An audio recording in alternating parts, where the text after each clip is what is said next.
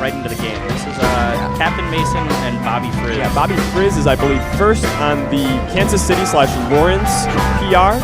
He actually took a game off of Mango at UGC last year. And he had one game on LOD at Smash and Splash 3. So he could be a low-key dark horse of this tournament. Yeah, he could be the if there was a fantasy bracket here, he might be a high value pick. Yeah, he might be a high value pick for not value. Got that quick first stock. All right. Classic up throw up air. Finishes. Yeah. Well, at 129%, it actually he had the full DI back. Yeah, no, I think he could have DI'd out of that one. He might have even been able to smash the guy. He wasn't quite lined up right, but yeah. To me, this matchup it persistently comes down to punish game at all levels of play. It's just how quickly can you demolish your opponent off it. Now, if both opponents have really, really good DI and just happen to be bad at the combo, it can turn into, obviously a neutral-based matchup. But oh my goodness, keep holding out to the right. Captain Mason picks up us. Oh no, that's Bobby Frizz still. Picking up one on Captain Mason. This is kind of a matchup where you just have to have that base level neutral and kind of like punish your opponent so hard that it doesn't even matter how good they are. You have a couple options early. You can do the up smash, you can do drill, maybe neutral, air in place to catch somebody coming in, running shine. Both of these guys are, I've seen them make a couple mistakes where they just nair in, but usually it's a whip punish. Going for the up tilts. Missed the turnaround there. Yeah, it's weird. As a Fox player, you sometimes get into that zone where you're like, I don't really know what to do here. I'm just going to up tilt for a second or two. Ooh, mistake. Captain Mason. Ooh, no homie stock? This is for real. No, you don't homie stock that. I figured out this isn't SoCal. I've solved the solution to homie stocks actually. Tech skill homie stocks, where if somebody messes up tech skill and dies because of it, it's like a game of horse, and you should have to test that tech skill. Oh, if you can do it too. Right. So when he did that side beat to the left, he should have had to shorten. And then if he did that, then he gets to keep his stock. No homie stock necessary. Make a little game out of it. Right. It's still a test of skill. Ooh, chain grabs.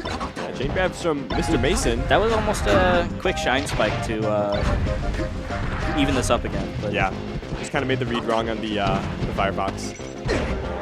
It's tough. I was talking about earlier with a couple people that, Fox's uppy is really not that much better than a lot of other recoveries in the game, but it's the threat of the mix-up with side B that just makes Fox overall have such an abusive recovery. Even on himself, it's tough to edge guard. Yeah.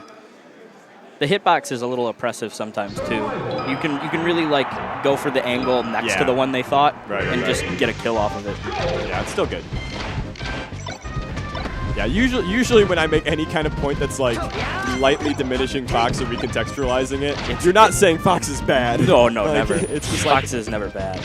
Maybe he's just not as good as we thought. Not number one at that particular thing. Sure. He might still be number one, who knows? Yeah. Only Sakurai can really... If Sakurai came out with a tier list, I feel like we'd have to respect him. Either that or you'd say Kirby's number one. Yeah. We'd know nothing about his rise. You know what though?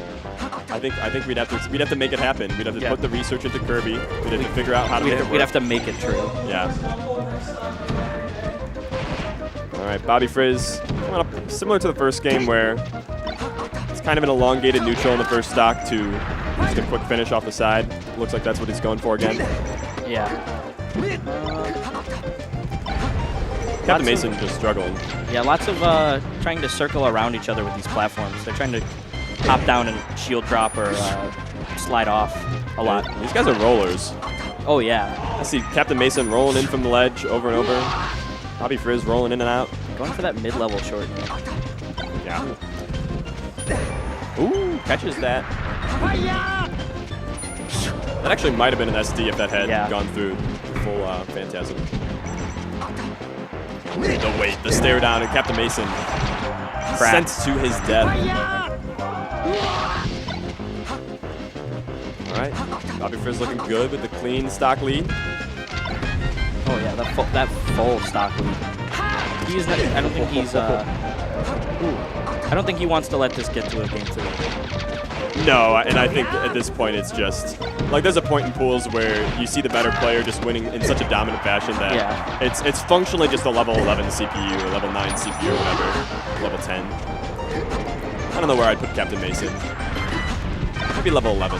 Yeah, maybe. Ooh, that was so close to getting it. I think the invulnerability frame of the Shine might have actually protected him. Well, the Shine hitbox wasn't big enough to connect with up B. We need a replay on that. Might have just missed. Maybe. It's one of those things where you can never tell just because it's only the one frame. Okay. Captain Mason, stand by the ledge. Cheese him. Just cheese him out of this game. You've got back throw, Shine, yeah, forward throw, F smash. Ooh, that Armada Shine is. It's one of my favorite things in the game is like the deep dive off stage, full confidence. And there's like a weight to it. It's sort of like this